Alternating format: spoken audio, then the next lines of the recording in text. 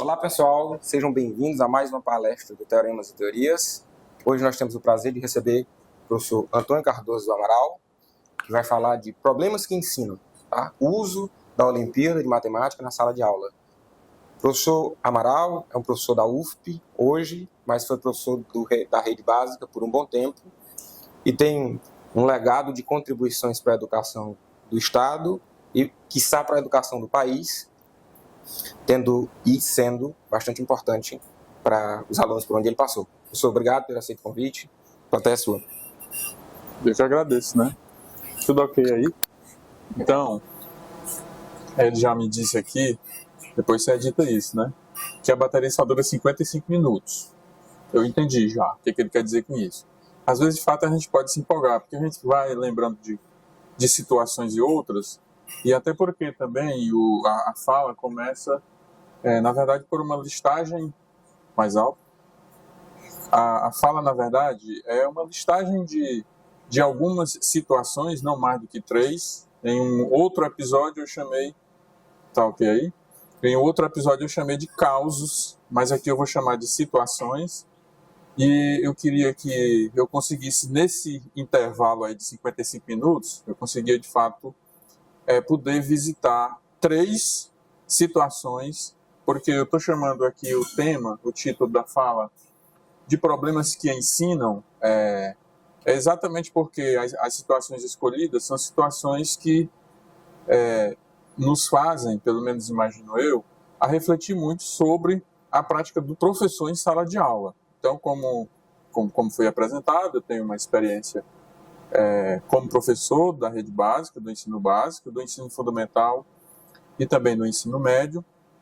E ao longo desses 20 e poucos anos, 23 anos, a gente vai se recordando de situações que ocorreram que naquele momento, naquela oportunidade, de alguma maneira, essas situações potencializaram ali o trabalho, a escolha pela didática daquela abordagem para traduzir aquilo em conhecimento com os estudantes. E aí eu quero defender aqui, não é na verdade uma defesa, é muito mais do que um testemunho, de que é possível você fazer escolhas de problemas, de questões tiradas de provas e de bancos de questões de Olimpíadas, porque às vezes pode ser, de certa forma, encarado como um determinado tabu para o professor. Por que é uma Olimpíada? Porque é composta por problemas que estão ali para desafiar e também para selecionar os estudantes. Então pode ser que às vezes nós, como professores, vocês como futuros professores, podem até olhar isso de certa forma como um conjunto de coisas que pode lhe dar bastante trabalho. Então eu queria só apresentar situações que, na verdade, elas vêm para traduzir isso em um movimento contrário, assim, que na verdade ajuda o professor e ajuda o estudante a fazer com que alguns conteúdos e conceitos assim façam sentido para ele, e por isso pode gerar uma relação.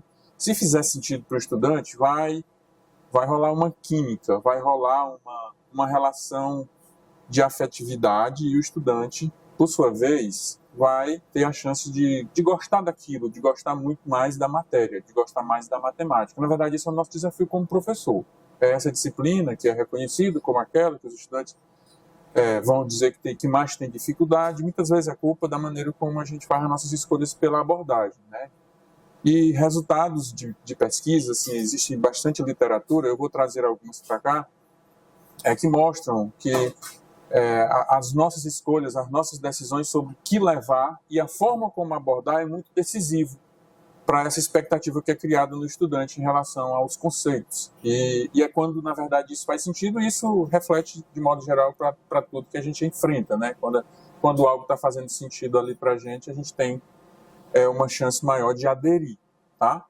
Então, veja, essas situações que eu quero elencar aqui, eu chamei de situação A, situação B e situação C, eu tirei exclusivamente como questões de Olimpíadas. São até mais recentes, não foram necessariamente coisas que eu vivenciei, mas eu vivenciei muitas coisas parecidas ali para trás, na minha trajetória como professor. Eu vou trazer uma situação que é de uma Olimpíada internacional, é a situação A. Eu vou trazer uma de uma Olimpíada nacional, da OBN, a situação B, e a situação C é de uma Olimpíada regional, uma Olimpíada piauiense, um torneio de matemática para estudantes da rede estadual de ensino. Tá? Então, é isso. Essa introdução já demorou um pouquinho mais, mas eu precisava dizer isso. Bom, e essa primeira situação também faz com que, ao mesmo tempo, paremos e possamos fazer uma pequena reflexão com os documentos que norteiam as questões do ensino básico. E o principal documento de 2017 é a Base Nacional Comum Curricular. Então, só fazendo uma revisita, né? É um documento que prevê, através de um conjunto de habilidades, o que os estudantes do ensino básico, da educação básica, ou seja, até o final do ensino médio, devem ter como bagagem nessa sua formação. Não é um currículo, mas é uma base para a constituição de currículos, para as redes e para as escolas. Então, cada rede tem o seu currículo, que se apoia na BNCC.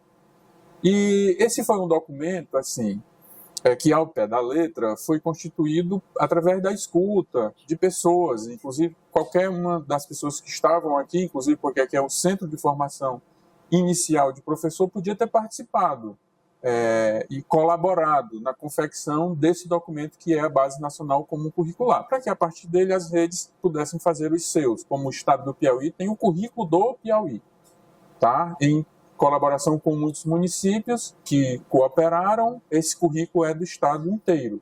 E nessa hora, o currículo tinha que conter esse documento que se chama BNCC, mas ele podia ampliar. E aí eu quero trazer nessa primeira situação algo que nos colocaria no momento de refletir sobre se de repente não valeria a pena, na hora de construir um currículo para uma determinada rede, ver o que aquilo poderia prever em relação a este problema. Porque o conceito aqui da matemática, falando puramente da matemática, é de perímetro. E perímetro, quando a gente vê essa palavra perímetro, uma das primeiras coisas que vem à nossa cabeça é soma da medida dos lados de uma figura plana. Normalmente é assim que cai em qualquer um dos tipos de prova. E não são em todos os lugares, assim, em todos os documentos ou em todos os países. Eu vou fazer um paralelo aqui com como está prescrito, por exemplo, no documento de Singapura, porque Singapura é o país que hoje é o melhor, tem o melhor desempenho em matemática no PISA, esse exame para os países que compõem a OCDE. E aí eu fui fazer uma pesquisa e ver como é que eles estão prevendo, o que os alunos aprendam sobre esse conceito também. Então eu vou tentar fazer esse comparativo. Mas como a título de introito, veja, eu achei essa questão, que é uma questão do ano de 2025, da Olimpíada de Maio. Né? A Olimpíada de Maio é uma Olimpíada realizada por uma organização de matemáticos da Argentina, mas que ela tem também os países da América do Sul como convidados. São 2 níveis, são para estudantes de 12 e de 13, o nível que é chamado de primeiro nível, e de 13 e de 14 para estudantes do segundo nível. E este problema estava para os estudantes do primeiro nível. Então vamos pensar que são crianças ali do 7º, no máximo do 8º ano. Tá? E é uma questão de perímetro distinta. Né? Eu já tinha visto parecida, por exemplo, no examezinho do Canguru de matemática, que é um outro conjunto de prova de problemas que também ele está à disposição da gente, como professor, de utilizar para tornar aquilo também um disparador de ensino, vamos supor que seja desse jeito. Muito interessante, que é um concursozinho. E veja, por exemplo, essa questão ela requer que o aluno dê a medida, de fato, a soma dos lados dos segmentos, AB, BC, CD e AD ali no final. Ele quer o que em alguns outros países é chamado de medida do contorno. É uma das melhores definições de perímetro, medida do contorno. É medir ao redor. É o comprimento que está ao redor de uma superfície plana, digamos assim, de uma figura plana. Mas, no entanto, ela trouxe ali um emaranhado de números no interior de cada uma são 8 figurinhas ali. É um quadrilátero e 7 triângulos. E que aquele número no interior de cada uma delas representa o perímetro de cada uma daquelas figuras. Então, este é o único dado. E aí ele quer que você descubra qual é o perímetro da figura, qual é a medida do contorno. Aí Claro que uma das primeiras coisas, o que é que a gente pensa? Vamos pensar assim, o que é que a gente pensa quando vira uma questão dessa logo? Na tentativa de resolução, que vem na cabeça da gente é utilizar recurso algébrico, exclusivamente porque também até já apareceu ali uma incógnita, não é uma variável, é uma incógnita, é um valor a ser descoberto, né? A incógnita está muito mais associada a equações e menos associado, por exemplo, a funções, portanto o x lá ele é mais adequado para se chamar de variável. E por que apareceu o x ali, então, a gente é quase que levado ao entendimento de que é bom puxar ali umas igualdades, sistemas de equações ou equações propriamente dito, tá? Mas não necessariamente. Assim, o objetivo maior, talvez, nessa questão é você, de fato, administrar a ideia de perímetro exclusivamente ao que está relacionado sob o ponto de vista do que é o contorno daquela figura e perceber que cada um dos números que estão aí no interior de cada um desses polígonos está carregando já por si só a soma dos ladinhos que estão ali ao seu redor. Então, quando você reunir todos eles numa soma só, você vai levar nesse resultado o que você quer descobrir, o perímetro da figura. E depois você também vai levar nessa soma total a soma das medidas dos que estão ali dentro também. Tá? Então ele coloca isso como sendo desafiador, de fato é um desafio, quando a gente nunca viu, é bastante desafiador para a gente, e nos coloca para pensar se de fato ali uma soma incluída de uma diferença não vai fazer que no fim dessa diferença eu tenha como resultado exclusivamente a medida do contorno. E de fato é isso. Esse problema foi feito para isso. Tá? Aí eu vou dar essas duas respostas agora. Tá? A primeira é exatamente essa que eu imagino que todos nós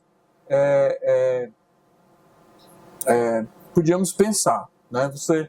Você pega... Tem um bichinho de iluminar? Acho que eu não vou iluminar não. Dá para ver direitinho. Né? Você chama de P, o perímetro do quadrilátero maior, e você constitui aqui uma igualdade, levando em consideração que, vejam bem aqui o que ocorre, levando em consideração que quando você tem essa soma que corresponde ao primeiro membro da igualdade, ou seja, quando você tem os números 26, começando do 26 e indo até o 19, repare aqui, quando você pega os polígonos que contêm algum lado em comum com o quadrilátero, ao mesmo tempo você está carregando com eles o perímetro das figuras que estão aqui no interior, daquelas que não tem nenhum lado em comum com o quadrilátero.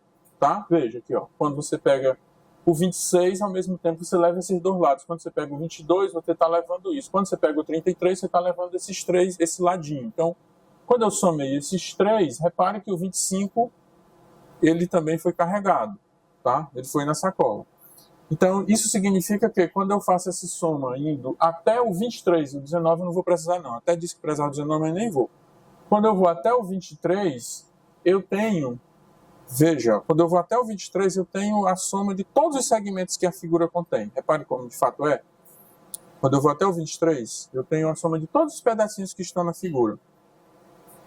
Então, se isso é verdade, ó, repare que se eu vou até o 23, eu não estou levando o 25, o 28 e nem o 19. Tá? E quando a gente perceber nesse problema o porquê que o x está aí, a gente fica impressionado. A razão por que o x está ali. Fica, puxa, que negócio inteligente, né? E aí é nesse ponto que eu quero falar. Assim, ó, na busca por situações, problemas que estão ali em Olimpíadas, em provas de Olimpíada ou em bancos de questões, o legal é isso, é que vez por outra você está encontrando um problema que tem uma ideia muito rica, que requer uma atenção, e quando você descobre o que aquilo ali significa, você fica impressionado. Então, essa é a beleza da matemática, que nasce, na verdade, da composição de ideias, que vão se juntando e são úteis, portanto, para a resolução de um problema. Então, veja o que acontece, por exemplo, com esse x. Então, se é claro que até o 23, ou seja, ao redor da figura, eu tenho a soma de todos os pedacinhos, então isso é a mesma coisa que o redor, digamos, o contorno do quadrilátero, mais os segmentozinhos que estão listados aí, com as letrinhas A, B, C, D, E. Ah, eu botei um G, era para ser um F. O G e o H são os outros segmentos da figura, na verdade. Então, quer dizer que essa soma do lado esquerdo e a soma do lado direito, eles têm o mesmo resultado. Só que a soma do lado direito, ele pode ser arrumado de tal forma em que a maneira como eles estão associados aqui, elas representam exatamente medidas, ou seja, valores que nós conhecemos. Por exemplo, A mais B, eu tenho um resultado, o D mais o E mais o X, eu tenho um resultado, e o X mais o G mais o H, eu também tenho ali um outro resultado. De modo que quando eu fizer as substituições, eu vou entender que o P é exatamente o que está faltando naquela soma do 25, do 28 e do 19, para ficar igual a essa soma aqui do primeiro membro, concordam? Aí o P é igual a 61, acabou. Então dava para fazer, não era um problema, muito embora ele tenha sido problema de número 4, numa prova só de 5, então era reconhecidamente um problema difícil, mas não é um problema impossível, pelo menos quando a gente olha a solução, né? Mas eu acho que quase todas as tentativas de resolver utilizando variáveis, incógnitas, utilizando letras, elas iam levar, a depender de uma ordem ou outra, a essa montagem, a essa equação. Vocês concordam, né? E aí, a gente pensa o seguinte, o aluno que não viu isso, o estudante, né, que não viu isso, mas que compreende que isso é a medida do contorno, ele podia pensar assim, passando o dedo por cima de cada um deles e formando a figurinha, que eu quero que você coloque a outra apresentação, Raí. Eu pedi um colega, né, eu tive a ideia de falar sobre esse problema no ocorrido de uma aula de ontem, e os meus alunos até estão aqui. Essa daí, aí você vai ficar, não, eu consigo passar, né? Eu consigo passar. Então, eu até pedi um colega para tentar fazer essa animação. Não deu muito tempo, até colocar ali na apresentação, mas veja, o que de fato foi feito ali naquela igualdade foi isso. Eu peguei o 26, depois o 22, estão acompanhando, né? Quando eu pego o 26 e pego o 22, eu tenho aí, depois eu pego o 33, só para ficar claro como de fato a gente carrega, portanto, nessa soma, todos os segmentos da figura. Depois pego o 29 e depois pego o 23. Agora eu vou voltar bem aqui. Veja que quando eu peguei o 29, eu já carreguei aquela medida igual a x, correto? Quando eu peguei o 29, já peguei aquela igual a x. Então, quando eu pego o 23, eu não vou ter mais o benefício de pegar aquele ladinho com medida igual a x. Mas é daí, portanto, que foi necessário dizer, para que aquilo se tornasse um problema, que aquela medida ali do triângulo do perímetro igual a 19 tinha que medir igual a x.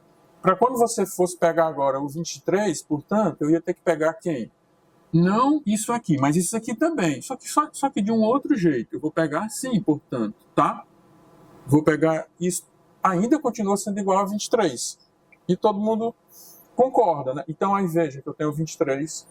Eu tenho até o 23 aí como uma soma que tem todos os lados da figura.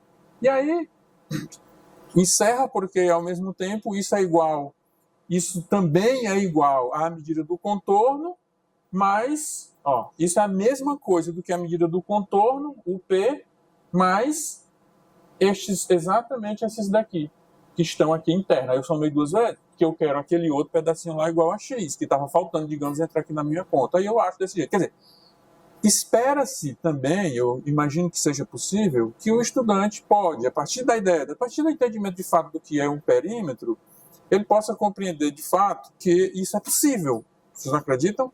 Isso é possível, assim, isso é interessante, isso é legal. Eu acho que nós não podemos, assim, ignorar que isso está por aí, isso pode ser usado, pode ser levado para a sala de aula, isso pode ser transformado e retransformado, até com objetos de recortes, até com palitos, assim, para você medir, para você juntar, por exemplo. Então, eu acredito muito que isso é possível, tá? É uma questão. Voltando lá para outra apresentação, eu fiquei curioso em ver aí que o que contém sobre o que se espera, por exemplo, o que contém sobre o que se espera que os alunos compreendam sobre perímetro, ele parece que é mais demorado. Assim. Na BNCC, eu fui lá um documento grande, de mais de 450 páginas, e se você fizer um Ctrl+F lá, você vai encontrar você vai encontrar perímetro pela primeira vez e também você não encontra medida de contorno. Você vai encontrar perímetro pela primeira vez ali já pelo 4º ano do ensino fundamental, tá? Isso aqui é o que se chama, por exemplo, da 20ª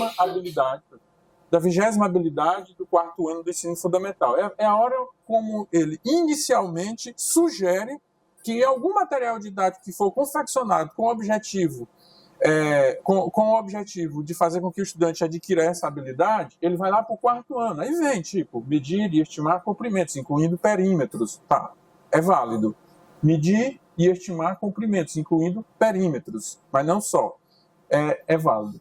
E aí depois ele pula para o 5º ano, pula para o 6º ano e pula para o 9º ano, onde isso aqui é bastante reconhecido, já começa a ser bastante reconhecido pela gente. Claro, ele parece que caminha de maneira muito rápida, de forma que quando ele já chega lá no 9º ano, ele já quer, né? Ele já imagina que o estudante seja capaz, por exemplo, de resolver situações que incluam perímetros quando os segmentos estão ali no sistema de coordenadas cartesianas. Tem isso, tá? Tem esse propósito ali. Legal, mas isso parece distante da ideia da medida de contorno. Parece um pouco distante da ideia da medida do contorno, tá? Por que eu estou trazendo isso, por exemplo, para cá, para essa fala? Para professores, ali, espero que possam nos ver, e para futuros professores, como professores também. Porque eu acho que isso tem que fazer parte da composição da nossa bagagem. A gente precisa se questionar, vez por outra, e participar, inclusive isso. Quando, de fato, um determinado lugar, um país, estiver confeccionando um documento que vai orientar sobre o que os estudantes devem estudar naquela idade. Pelo menos olhar para o que está dizendo em outros países. Eu fui dar uma olhada aqui, dar uma pesquisada, está dizendo aí, ó. Fui dar uma pesquisada e não é simples você encontrar um texto que vai falar exclusivamente sobre o conceito de perímetro. Mas eu consegui encontrar um artigo de 2013 com esses nomes aí, é um artigo que tem reconhecido no Google Acadêmico, com algumas citações, que se chama Perímetro no Currículo de Matemática do Ensino Primário de Singapura, né? Esse país aí que é reconhecido como que tem o melhor ensino, o melhor desempenho dos seus alunos no PISA de matemática.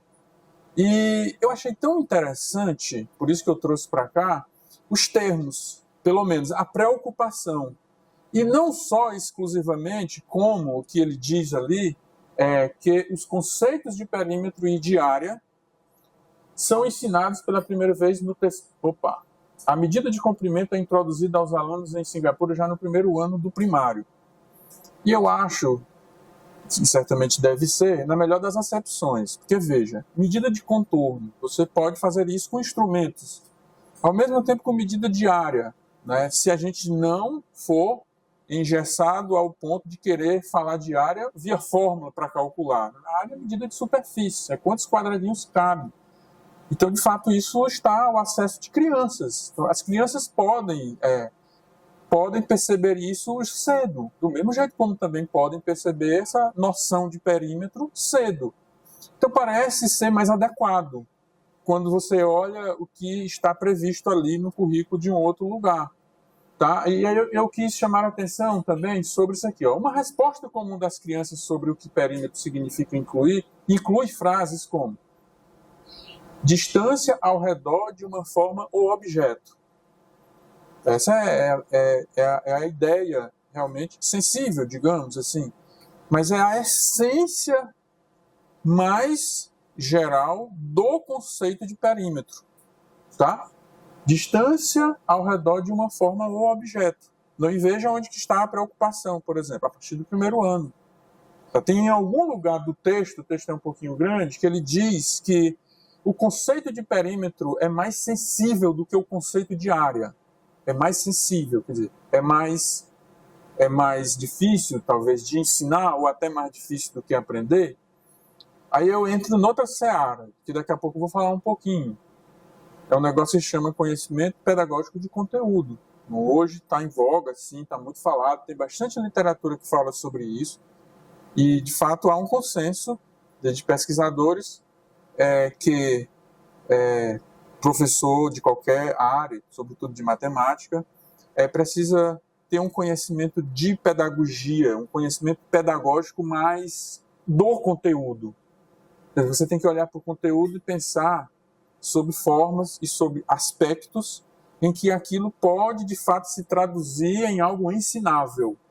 Então, é um interesse, assim, é um interesse hoje de pesquisa, por exemplo. Então, reconhecer currículo, encontrar melhores formas de definir conceitos, por exemplo, está incluído nessa ideia, nesse interesse de encontrar, por exemplo, outras maneiras. E vou chegar nisso daqui a pouco. A distância obtida quando você mede ao redor da parte externa de uma forma. Outra ideia, por exemplo, de perímetro. Somar comprimentos. E parece que, para nós, perímetro começa aí. Somar comprimentos. Tá? Que é o máximo onde nós começamos a trabalhar com os nossos, por exemplo, alunos. Ontem, assim, posso me afastar um pouquinho, né? Essa questão, eu decidi colocar ela nessa apresentação ontem, porque nós tínhamos uma atividade em sala e a ideia era resolver, acho que eu demoro mais, se for mexendo na lousa, Sandra, eu acho que eu demoro mais, mas a ideia era resolver um problema que tinha, o que era para calcular o perímetro de uma figura, que continha segmentos de reta, mais pedacinhos assim, de linhas, curvilíneos, segmentos, setores, na verdade, arco de setor. Tinha arcos de setor. E aí a ideia ali, ela é colocada de lado. O importante é você descobrir, utilizar ali o cálculo do perímetro de um círculo, ou de um semicírculo, ou de um quarto de círculo, para depois você somar. Então a ideia está embutida. Mas, assim, o nosso interesse o que está mais importante é saber se você, de fato, sabe calcular aqueles pedacinhos para depois você jogar numa soma, tá? Então, é só para a gente se questionar sobre isso, tá? É só para a gente se questionar sobre isso mesmo. Por quê? Porque tem literatura para tudo, pessoal. Ó, por exemplo, falando do conhecimento pedagógico do professor, ó, do ponto de vista, dá para ver daí? Por exemplo, do ponto de vista da matemática, vamos supor, isso aqui recai, ó, no que a gente zela muito por chamar como propriedade comutativa da multiplicação. Mas tem literatura que diz que, do ponto de vista do ensino, isso pode ser diferente. Mas como assim? Vai voltar a história do 1 ser igual a 2 e você provar que aquilo é verdade, depois descobre que ali tem uma divisão que não pode ocorrer? Não. É porque, do ponto de vista do ensino, isso aqui se traduz em uma soma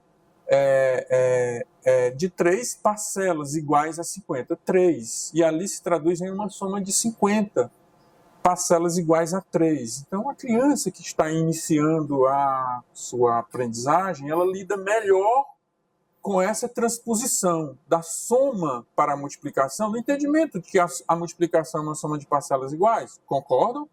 No entendimento de que a multiplicação é uma soma de parcelas iguais, é claro que ela vai lidar melhor com essa situação do que aquela, embora ambos cheguem ao mesmo resultado. Mas, ó, ter esse olhar você está construindo conhecimento pedagógico de conteúdo. Você não ignora o que é verdadeiro em matemática, mas ao mesmo tempo você também encara o que de fato é importante para que aquilo se torne ensinável. E uma hora o estudante possa compreender que aquilo é uma propriedade importante da matemática. Tá? Então, eram essas coisas que eu queria discutir. Agora eu vou para a segunda situação. A segunda situação, eu quero listar como que seja assim, ó,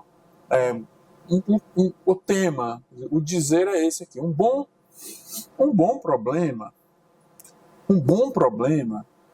estimula a articulação de conceitos, de procedimentos, habilidades e atitudes na resolução daquelas situações complexas que estão embutidas no problema. Ou seja, nós somos muito acostumados a elencar, na verdade, a listar e, inclusive, colocar em uma ordem meio que hierárquica.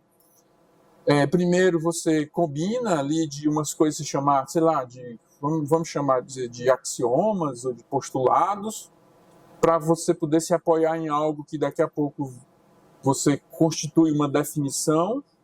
Aí você vai construindo elementos, né, para você ter proposições e dizer que uma hora aquilo tem status de proposição, outra hora, numa outro lugar de escrita, ele tem status de teorema ou de corolário, não sei.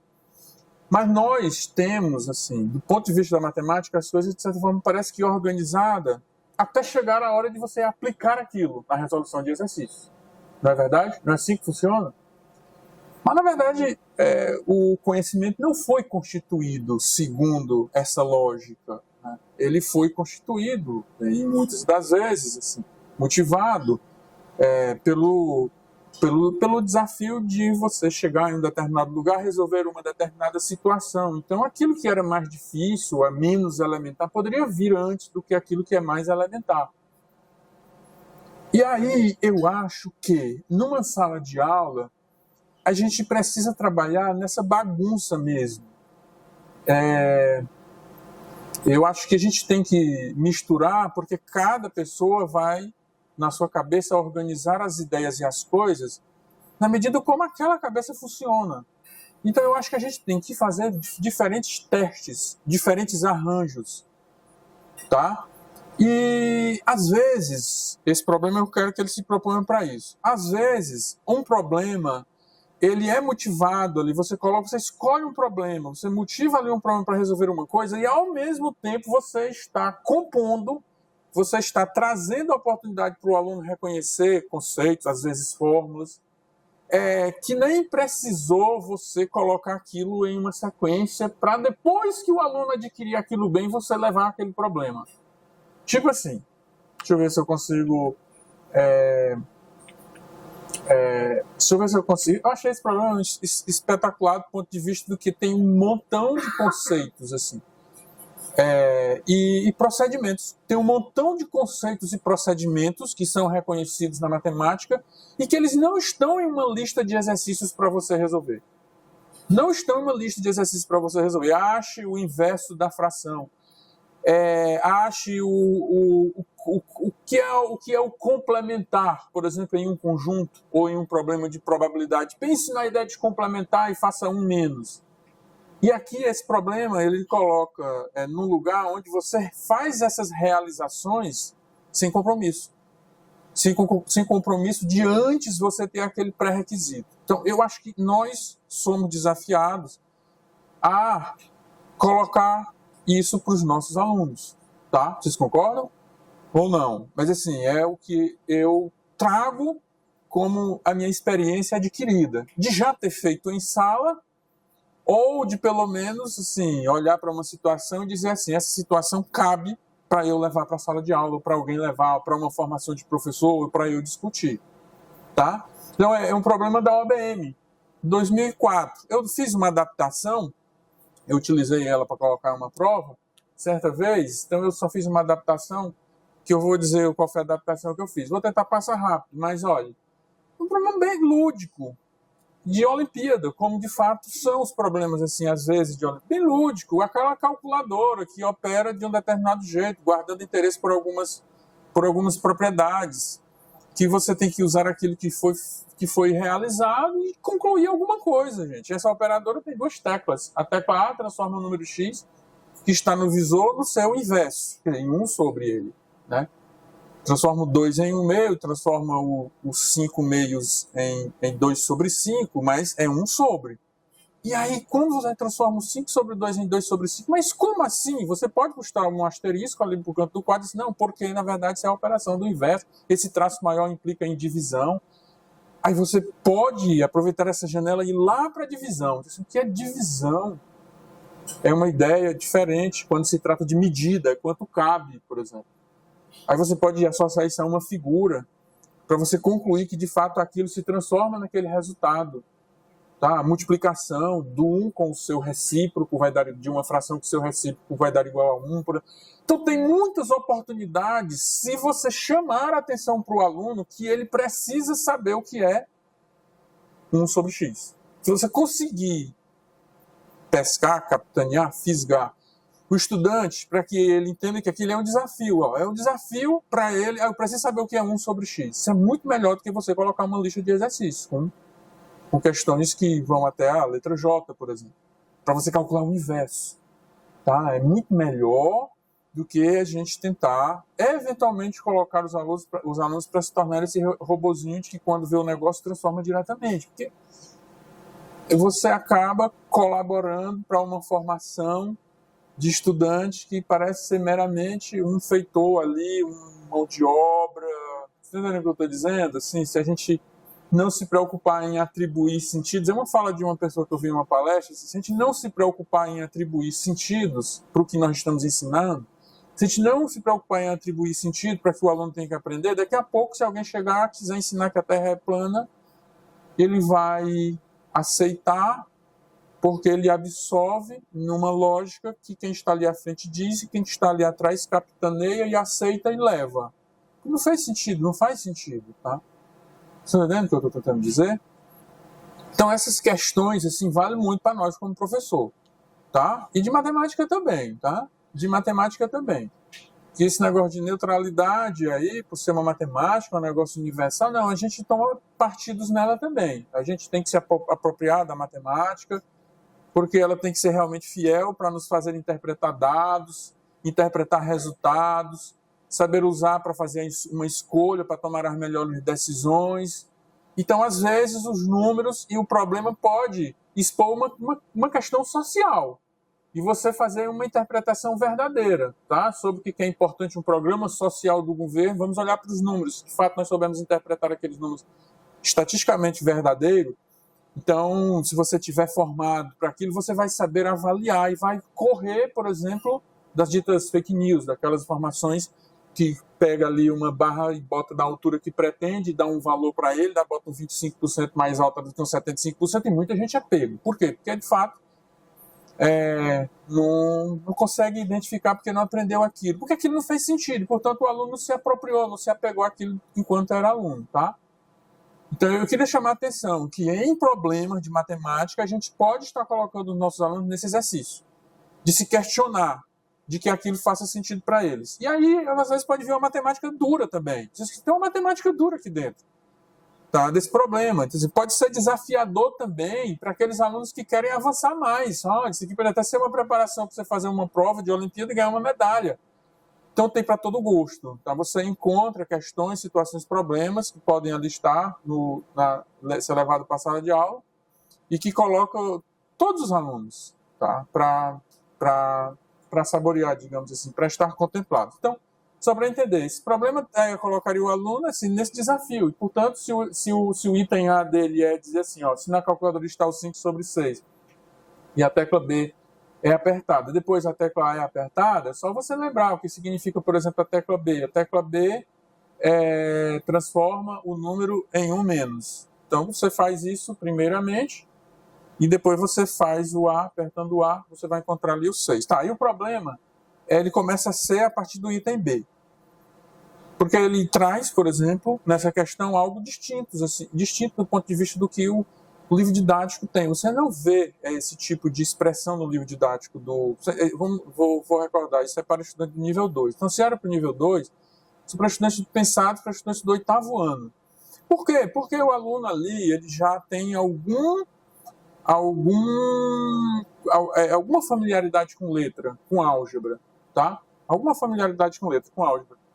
E essa expressão dialoga com coisas assim, que lá no ensino superior, numa hora bastante avançada, isso está relacionado com coisas muito interessantes, que eu não sei, mas assim, o professor pode indicar, olha, se você for para o campo da matemática, você vai perceber que esse tipo de fração aqui se relaciona com uma coisa bem interessante aí, tem um negócio em relação a números reais, se aproximar de um ponto através de frações, são chamadas frações contínuas. Também não sei, mas eu já vi algumas pessoas por aqui falando disso aí em alguma apresentação ou outra. Mas não tem, tá? Mas não está lá. E você pode levar para o aluno discutir. Isso é mais legal ainda, porque olhando com muita atenção, você percebe que esse combinado de números e letras e operações ali só são duas, você vê. Ali só tem 2 operações, um sobre e um menos. Um sobre e um menos. Então você já pode um sobre e um menos, um sobre e um menos. Isso aqui está relacionado com a minha calculadora. Então, certamente, a minha calculadora, no interior dela, tem um algoritmo que está programado desse jeito, tá? Tem um algoritmo aí programado que ele trabalha desse jeito. De fato é. Se você prestar atenção, por exemplo, ali é o A. Desculpe. De baixo para cima é o A. É 1 sobre X. Depois é 1 menos, é o B. Depois é 1 sobre o resultado, é o A de novo. Depois é 1 menos, é o B de novo, tá? Então, se a gente olhar, olha, poxa, isso aqui é a calculadora trabalhando, tá? É a calculadora trabalhando. E ainda para piorar, quando você vai se debruçar na resolução disso, você encontra isso, tá? Você encontra isso daí. Mas, poxa, que negócio. Quer dizer, quando você se debruça partindo do X lá embaixo, fazendo 1 sobre X, depois 1 menos 1 sobre X, e depois fazendo 1 sobre o resultado, ou seja, 1 sobre X menos 1 sobre X. Depois, 1 menos esse resultado encontrado, você encontra X. Se você partiu do X e encontrou o X, né? Aí você tem agora o desafio, por exemplo, de tentar descobrir quantas vezes cada uma dessas teclas foram apertadas para você capturar aquela ideia de que em algum momento, todas as vezes que você tiver na calculadora um número, daqui a pouco ele vai ser devolvido. Aí você já imaginou que já dá para construir um problema, que é o que vem no item C, né, de uma questão de Olimpíada. Ele vai sofrer 2025, foi a adaptação que eu fiz no problema. Ele vai sofrer 2025, vai apertar essas teclas A e B alternadamente, no total de 2025 vezes, o que vai acontecer? Então, esse é o problema, né? Que ele passava por você, que não precisa ser o problema. Esse é o problema de Olimpíada aqui, ó. O C é o problema de Olimpíada em si. Ó, o C é o problema de Olimpíada em si. Você pode tomar até a decisão, não me interessa só até o B. Eu vou fazer com eles até o B. Tá ótimo, perfeito. Mas você já levou algo diferente ali para a sala de aula. Eu levava, eu já tive, por exemplo, a oportunidade de pegar problemas da OBM de geometria plana, em que o problema primeiro não traz a figura. Que o problema primeiro é você usar régua, compasso e construir. Depois você vai provar. 3 pontos estão alinhados, ou que o triângulo, um ponto tal fez com que os triângulos que formassem os pontos equilátero. Tá? Tem inúmeros problemas assim. E o problema que eu estou falando, dessa natureza, é sempre um problema bem difícil. Nem é um problema de você mobilizar conhecimento e coisas que você sabe, mas você vai usar coisas aí do tipo, como é que chama? Esses de colinearidade, como é que chama? Tem 2 teoremas que são famosos. Teorema de Menelau e Célula. Aí você às vezes nem precisa ter essa bagagem. Aí você até, eu acho que vai ser usado essas coisinhas, então eu nem vou colocar. O que eu colocava para meus alunos fazer?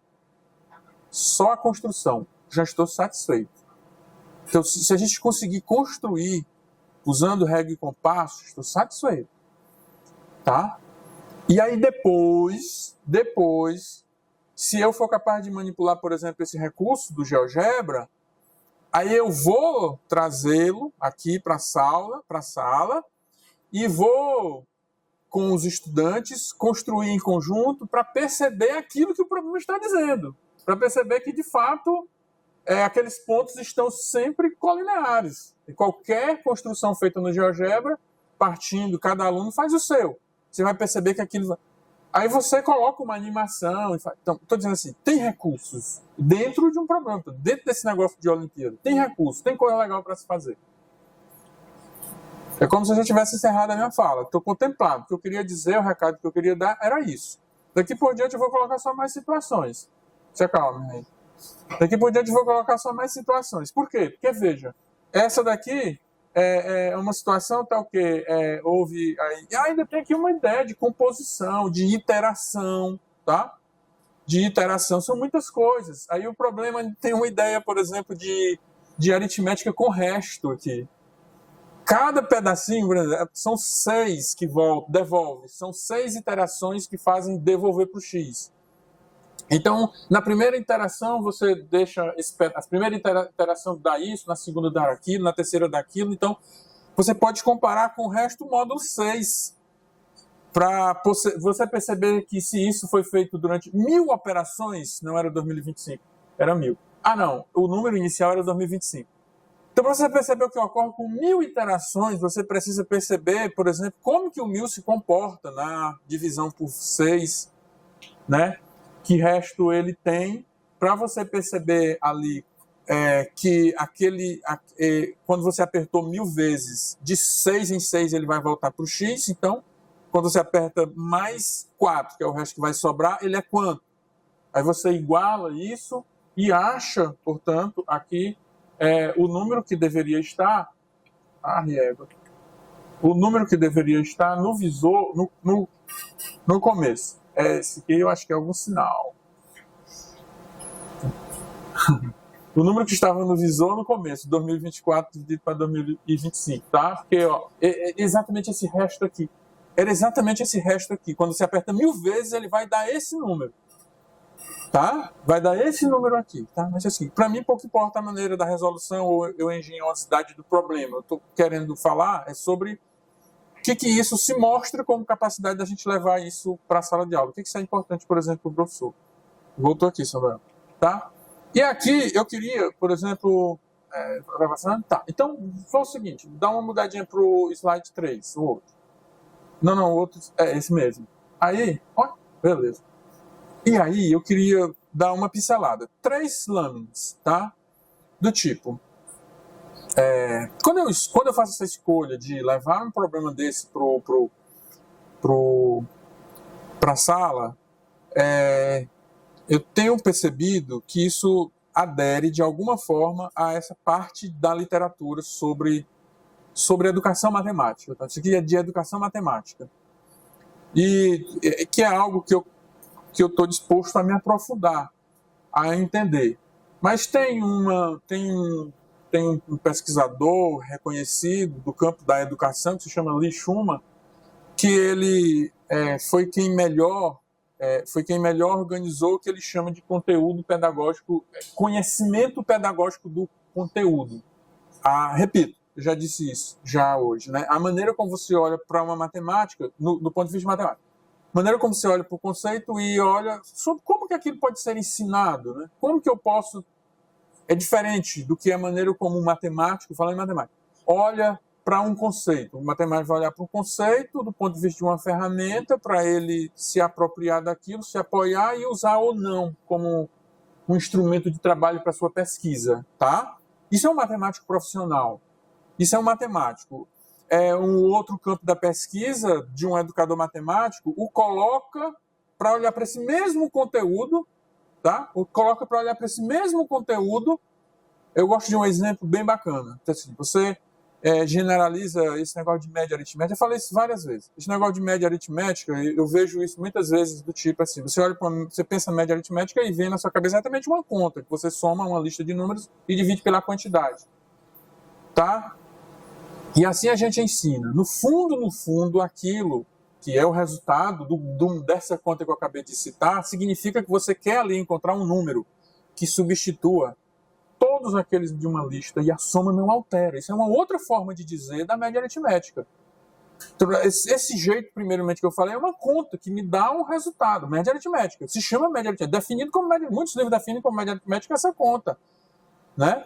Mas, no entanto, ele também pode ser dito por alguém como sendo, você procura ali um número que substitui todos aqueles da lista. Se você pega 2 e o 5, cuja média aritmética é igual a 3,5, então você pega, por exemplo, o 2 e o 5 e você quer encontrar um outro, que é o 3,5, que substitui o 2 e o 5 e a soma não vai alterar. Tá? A soma não vai alterar. Esse é um outro jeito de dizer. E, de repente, isso pode ser importante para você ensinar. Por quê? Porque, na verdade, isso dialoga com uma outra propriedade que diz que não muda um produto. Não muda, você tem uma lista e não muda um produto. Aí você já vai falar de média geométrica. Tá? E já tem alguma outra coisa para dizer. Já se associa com acúmulo, com aumentos sucessivos. Aí você ganha a oportunidade para você, dependendo da maneira como você escolha falar de média aritmética, pode lhe criar, por exemplo, ali um gatilho para você ensinar média geométrica, por exemplo. Tá? Então, estou só dizendo que existem, por exemplo, pesquisadores que se preocupam hoje sobre a confecção de textos que, de fato, faz aquilo fazer um pouco mais de sentido. Se eu estiver falando besteira do ponto de vista de matemática, me desculpem. Mas é só no sentido de chamar essa responsabilidade também para isso. Então, essa pessoa só é a primeira, aquela que está ali, Deborah Ball. Esse recorte aqui eu peguei do George Herbert Lear. Ele está bastante...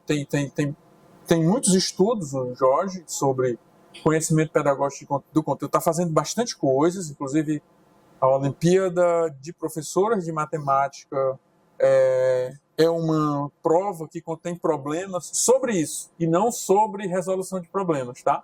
Sobre conhecimento pedagógico de conteúdo de matemática.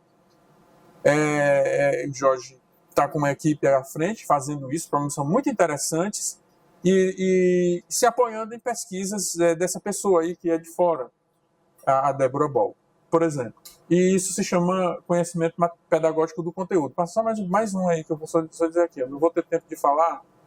Sim. Aqui não passa mais não, né? Não. Por exemplo, se organiza assim, no rascunho teórico. Assim.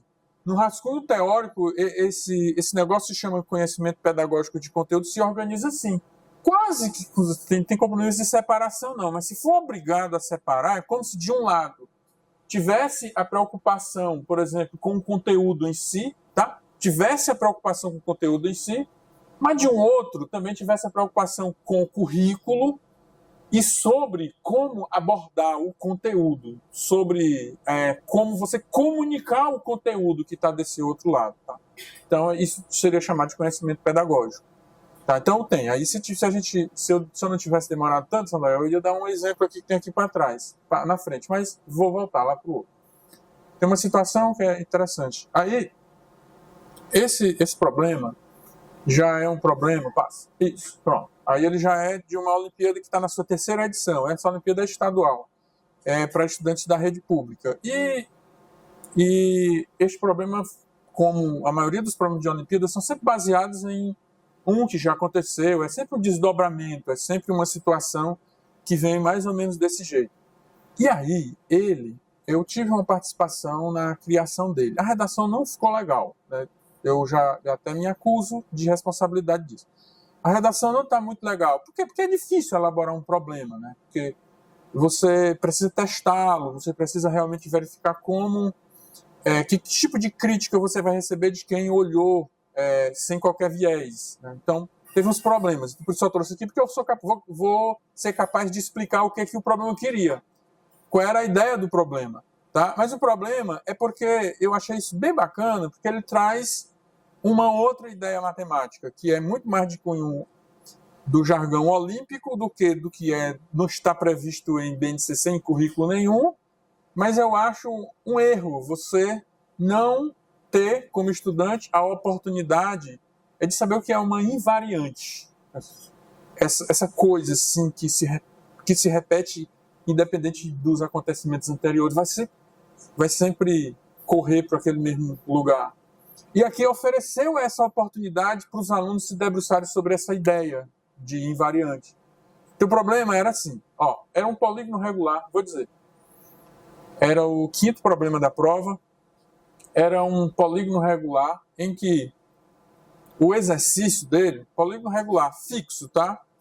O exercício era colocar números nos vértices do polígono, números inteiros positivos nos vértices do polígono, de modo que a soma de 3 desses números vizinhos, não alterasse. Esse era o problema, não alterasse. Como, por exemplo, no item A, tem o exemplo do triângulo equilátero. Nem precisa dizer que ele seria equilátero, triângulo equilátero, e a constante aí é igual a 5. Então, eu tenho 3 maneiras, aí eu quero interpretar o problema assim, eu tenho 3 maneiras de colocar, aí eu tenho 3, e total são 6. Tenho 3 maneiras de colocar números inteiros não negativos e inteiros positivos.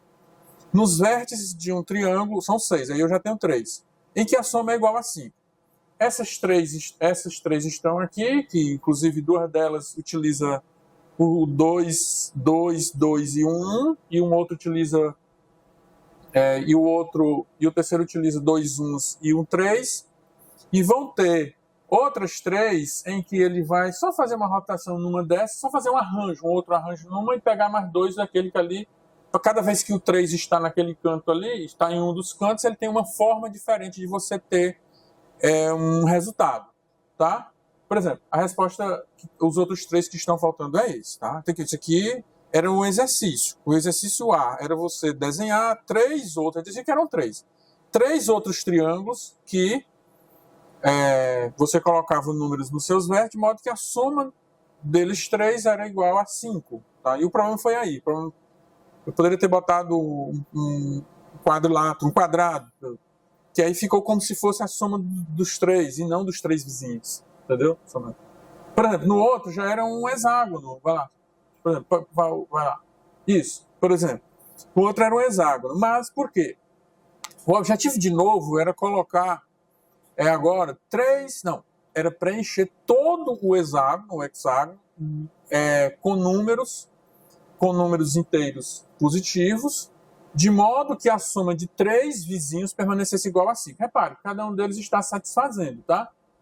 Esses 3, esses 3, esses 3, esses 3 e esses 3 aqui. Soma igual a 5, né? Para encerrar isso aqui também. Então, era de quantas maneiras isso era possível. Incrivelmente, quem fosse fazer isso ia achar, de novo, 6 como resultado. Interessante. Tá? 6 como resultado. 6 como resultado. Quem fosse fazer caso a caso, 6 como resultado. Então, quando você está fazendo essas questões, tem que se perceber muito, tem que tentar entender que mensagem está chegando até você quando algumas coisas começam a repetir, né? São dicas que a gente dá para os alunos quando vão fazer suas Olimpíadas, né? Tá aqui as outras 3, beleza, bonitinho. Aí o problema da frente era assim, difícil. Agora eu tenho um polígono regular de 12 lados. E a constante tem que ser 20. Então eu teria que perceber um polígono de 12 lados. Um polígono de 12 lados, portanto 12 vértices. E imaginar todas as formas de colocar números inteiros positivos, né, nos seus vértices, de modo que a soma de 3 vizinhos fosse sempre igual agora a 20. Quantos deles existem? Quantos deles existem, tá? Quantos deles existem? Aí você ia ficar com essa situação. Aí, isso é um problema de combinatória. E aí, só para antecipar, isso é um problema de combinatória. E é um problema de combinatória que é necessário, assim, a rigor dos estudos de combinatória, dominar, por exemplo, dominar a quantidade de soluções de uma equação, a quantidade de soluções inteiras, nesse caso inteiras positivas, de uma equaçãozinha dada. Nesse caso, x mais y mais z igual a 20, por exemplo. O problema recairia em você descobrir quantas são as respostas disso. Quantas são as soluções, as ternas, ordenadas inclusive, que resolvem esta equação. Quantas são elas, tá? Então isso recairia em você saber o quê? Combinações completas. Ou, pelo menos, ter boa habilidade para manipular aquele esqueminha que se chama bola-traço, alguns chamam assim, ou então permutações com elementos repetidos. Pelo menos isso, né? Era para isso. Mas o problema não foi, porque o original dele, de onde ele foi tirado, não tinha expectativa nessa solução. Tá? Não tinha expectativa nessa solução. A expectativa era nessa solução bem aqui. Por isso que eu achei legal. Você não vai passando aí. Depois a gente volta para cá. Primeiro veja. Daqui. Primeiro veja. Eu queria achar A, B e C, tais que números inteiros positivos A, B e C, tá que a soma seja igual a 20. Descobrir todas as ternas que isso aqui satisfizesse. E por quê? Porque era um polígono de 12 lados, então eu vou conseguir colocar A, B e C, veja bem, vou conseguir colocar A, B e C em todo o circuito até eu conseguir começar e terminar e continuar rodando, se eu quiser. Por quê? Porque é 12, múltiplo de 3, eu já vi isso acontecer com 3, tá? Volta na figura, só para... eu ia conseguir colocar desse jeito, como foi colocado aqui com esse de 6, no maior, nesse, por exemplo, de 12, inclusive se a soma tivesse que ser ainda 5, eu já teria a solução. Então, isso aqui é engraçado. Com 3, com 6, com 12, vai aumentando desse aí. Portanto, eu vou ter a mesma quantidade de configurações. Calma. A mesma quantidade de configurações.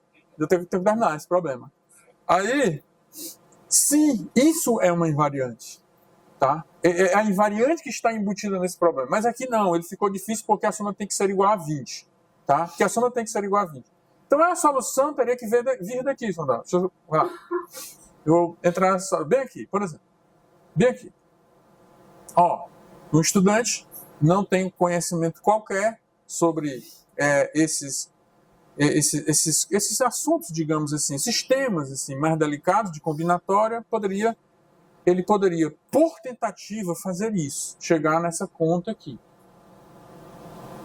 Agora, é uma engenhosidade, né? Assim, em se tratando de Olimpíada, eu aprecio muito mais solução do que problema. Porque as soluções é que aparecem as coisas, eu acho que muitos problemas são pensados primeiro na solução, depois o problema vem. Mas assim, é um negócio muito bonito uma solução dessa. Assim, eu não seria capaz de dar essa solução de jeito nenhum. Mas eu sou capaz de entendê-la.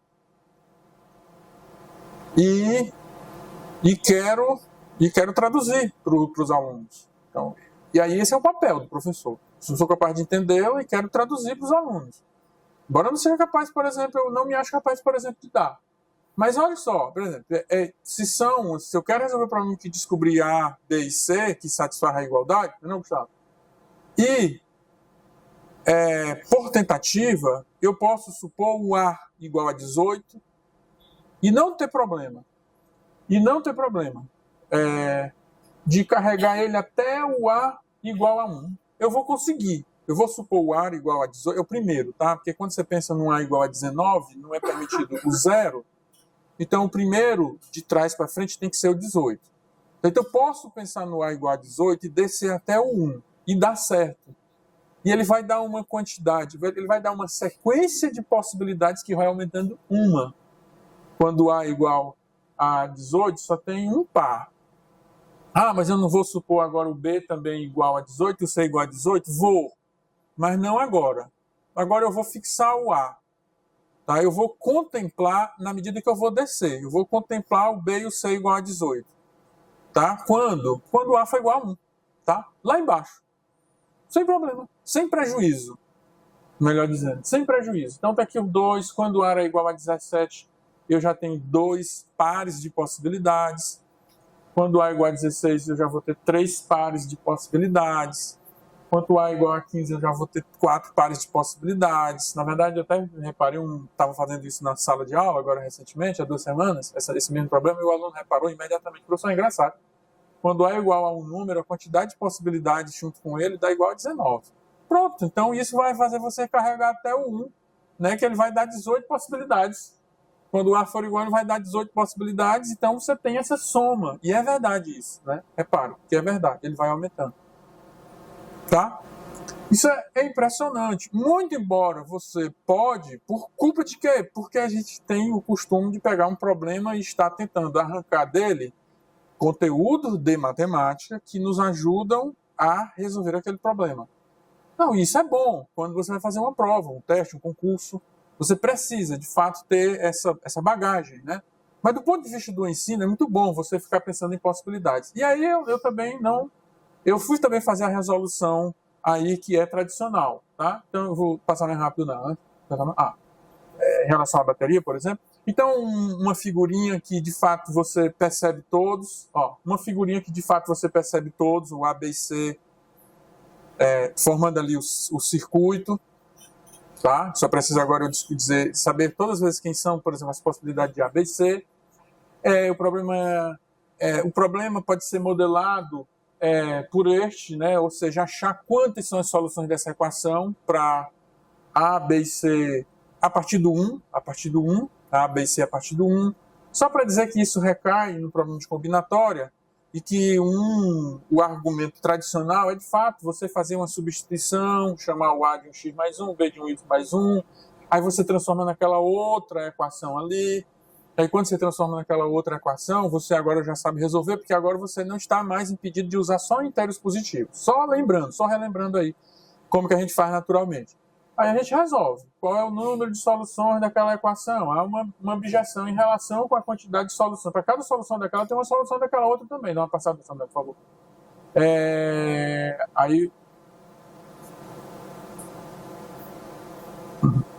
Aí você vai resolver e ainda vai resolver e vai, por exemplo, fazer uso aí do método tradicional, do esquemazinho bola-traço, em que, só revisando, gente, eu tenho a lição 17, né?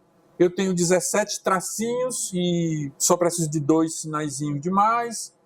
Cada arranjo que eu faço com 17 tracinhos e 2 sinais de mais, ele representa uma solução. Quem fica atrás do primeiro sinal de mais é uma quantidade para o A. Quem fica entre os 2 sinais de mais é um valor para o B. Quem fica depois do sinal de mais, a gente sabe fazer isso, tá? Mas no fim a gente calcula isso, a quantidade de arranjos, como sendo o número total de anagramas, aquela história toda. Então, onde você tem 19 objetos, 17 mais o 2, e aí depois você desconta, né? Você divide pelo número de possibilidades de quantidades. Você desconta, você rearranja, né? Você descontar aquelas repetidas que você achou, 171. Isso é uma forma de resolver. A outra forma, por exemplo, é você... a gente chegou nela aí, acho que esse aqui é o último. É você fazer usando. A outra forma é você fazer usando isso aqui, ó.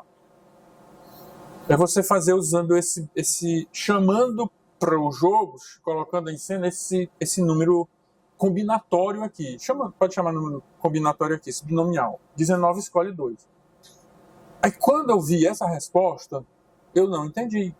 Aí para eu trazer aqui no final para vocês, é porque eu acho que isso pode ser um aprendizado. Se alguém também não tiver visto essa outra forma de resolver um problema, você vai se sentir contemplado agora, para não esquecer mais. Viu, Arisvaldo? Eu não sabia dessa. Já tinha visto? Eu não sabia dessa. É suficiente você fazer 19 escolhe 2. Tá? É suficiente você fazer 19 escolhe 2. Isso é uma técnica, nunca tinha visto, de achar todas as soluções em inteiros positivos, todas as soluções em inteiros positivos de uma equação como essa, com K incógnitas igual a uma constante, tá? É igual a esse combinatório aqui, esse número combinatório. N-1 escolhe N-K. E eu fiquei me perguntando, qual era o argumento para isso? Aí depois eu entendi. Não é tão difícil, não. Não é tão difícil, não. É olhando para os espaços das barrinhas. É escolhendo 2 espaços distintos. É só escolher 2 espaços distintos. É você pegar aqui, por exemplo, 19, 19, vou chamar de bolinhas, tá? É você pegar 19, 20, né? Não, é igual a 20 no nosso caso. É você pegar 20 bolinhas, imaginar aqui que entre cada 2 dessas bolinhas tem um espaço e compreender que aqui tem 19 espaços, né? Que aqui vão ter 19 espaços entre. Eu não quero aquilo ali e nem quero aqui para cá. Entender que cada vez que eu escolho 2 desses espaços, eu tenho uma solução. 2 espaços distintos, tá? Cada vez que eu escolho 2 espaços distintos, eu tenho uma solução. Tá? Então é você, por exemplo, de cara escolher 19 esses espaços, né? É você escolher 19 desses espaços. Uma vez escolhido 19 desses espaços, você tem 18 deles agora para escolher. Como você quer ir com espaços distintos, é essa conta aqui, por exemplo. Aí recai simplesmente em você ter 19 escolhe N-1 escolhe K-1. Isso é exceção, para resolver, achar o número de solução de uma equação com inteiros positivos, tá? Isso que eu aprendi agora, dia desses, assim, queria compartilhar esse aprendizado. Quer dizer, o problema em si não teria nada a ver com isso e acabou tendo. Tá? O problema em si era um problema que eu julgo como que sendo um problema que pode ser levado até para crianças. Porque, de fato, ele foi originado em um problema de uma Olimpíada que era para o primeiro nível. Era para o primeiro nível, para crianças de 12 e de 13 anos. Por quê? Porque tinha-se a expectativa que dava para utilizar aquela solução da PA ali, da soma de Gauss, né? As crianças lá vão fazer aquela sominha de Gauss, de 1 mais 2 até 18. Eles vão usar aquela soma. Então a expectativa era que isso. Mas ele ensina muito mais do que isso para nós. Daí ele pode se transformar num problema que requer esse modelo e que o resultado é o número de soluções desse tipo de equação e faz você revisitar isso e aprender algo novo. Esse jeito aqui, por exemplo, de você resolver, tá? Estou satisfeito. Só para dizer que o último é isso. Deixa eu ver se é o fim. É mesmo. Só para dizer assim, gente, agradecer, né, a paciência de vocês terem ficado. A ideia era tentar mesmo compartilhar um pouco da experiência do que já foi feito, assim, ao longo de mais de 20 anos aí, que eu já fiquei aí nessa lida, ou então colocando coisas que eu gostaria de fazer em sala de aula. Então, eu tirei aí 3 situações, mas eu tenho guardadinho num lugar ou no outro inúmeras outras situações, que, na verdade, também para aproveitar e dizer, essas situações, elas me ajudaram um dia aí, no ano passado, a compor um documento que o meu orientador e a gente chamou de tese de doutorado. Então, lá... Aí tu corta, Sandoval. Aí... presta atenção aí. Aí, lá eu também consegui colocar outras assim, situações, né? E ele chamou aquilo de tese porque ele disse que ali tinha um atributo de ineditismo, né? E, inclusive porque era feito por mim, que vivenciei, que fiz aquilo, né? Que pratiquei de alguma forma, ou que gostaria de praticar, não tem compromisso com a verdade. Ele tem isso, né? Ele foi bem claro comigo, não tem compromisso com a verdade, é uma espécie de autonarrativa. Então é você e você, só não esqueça de dialogar com a educação matemática. Então, vez por outra, você está chamando ali uma coisa ou outra, uma teoria de alguém, né? Mas você pode colocar isso no texto e dizer que aquilo é uma tese. Legal, eu sei fazer essa tese. Aí eu fiz. E lá, o objetivo agora é um dia poder, por exemplo, reunir isso em um texto maior. E é só mesmo para agradecer e ficar feliz aí por vocês terem acompanhado até o final. Obrigado, muito obrigado. Valeu.